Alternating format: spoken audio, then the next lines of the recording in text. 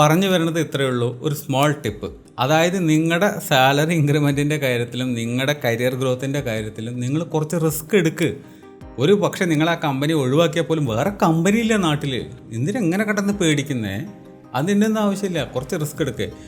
കുറച്ചൊരു volunteer work നിങ്ങൾ ചെയ്യുക. നിങ്ങൾ കുറച്ച് വിസിബിൾ ആവുക. അതായത് മുതലാളിക്ക് കാണത്തക്ക രീതിയിൽ നിങ്ങളുടെ കുറച്ച് പെർഫോമൻസ് കൊണ്ടുപോവുക. നിങ്ങൾ ചെയ്യുന്നത് സ്വാഭാവികമായിട്ടും നിങ്ങളുടെ മുതലാളി കാണുന്നുണ്ടായിരിക്കില്ല. അപ്പോൾ അവർ കാണാൻ തക്ക രീതിയിൽ നമ്മൾ ചെയ്യണം. നമ്മൾ പറയാറില്ലേ, എൻ്റെ സ്നേഹം അവൻ മനസ്സിലാക്കുന്നില്ല. അതിൻ്റെ അർത്ഥം എന്താ? അവന് മനസ്സിലാക്കുന്ന രീതിയിൽ നിങ്ങളത് പ്രകടിപ്പിക്കുന്നില്ല എന്നുള്ളതായിരിക്കും. നിങ്ങൾ സത്യത്തിൽ പ്രകടിപ്പിക്കുന്നുണ്ട്, അത് അവന് മനസ്സിലാവുന്നില്ല. സോ അവന് മനസ്സിലാവുന്ന രീതിയിൽ പ്രകടിപ്പിക്കുക എന്നാണ് ഇപ്പോൾ അതിൻ്റെ അർത്ഥം. എന്ത് പറയണ പോലെ നിങ്ങളുടെ മുതലാളിക്ക് മനസ്സിലാവുന്ന രീതിയിൽ നിങ്ങളുടെ എഫേർട്ട്, നിങ്ങളുടെ കഴിവ്, നിങ്ങളുടെ സ്കില്ല്, നിങ്ങളുടെ പ്രൊഡക്ടിവിറ്റി, റിസൾട്ട് ഇതൊക്കെ കാണിച്ചു കൊടുക്കുക. അത്രയേ ഉള്ളൂ. അതായത് നിങ്ങൾ ചോദിക്കുമ്പോൾ കിട്ടുന്ന ഒരു നാണക്കേടോ അല്ലെങ്കിൽ ചോദിക്കുമ്പോൾ നിങ്ങൾക്ക് കിട്ടുന്ന ഒരു റെഡ് മാർക്കോ ഭയന്നിട്ട് അതിനേക്കാൾ വലുതല്ലേ നിങ്ങൾ പരാജയം എന്ന് പറയുന്നത്. 10 പൈസ ഇല്ലാതെ ആ ജോലിയിൽ നിന്ന് ഫൈനലി ഇറങ്ങിപ്പോകുന്ന ഒരു അവസ്ഥ ചിന്തിച്ച് നോക്കിയേ. ഈ ഒന്നും ചെയ്യാതിരിക്കുന്നത് ഫെയിലിയറിനെക്കാട്ടിലും ഡേഞ്ചറാണ്. അതാദ്യം മനസ്സിലാക്കുക.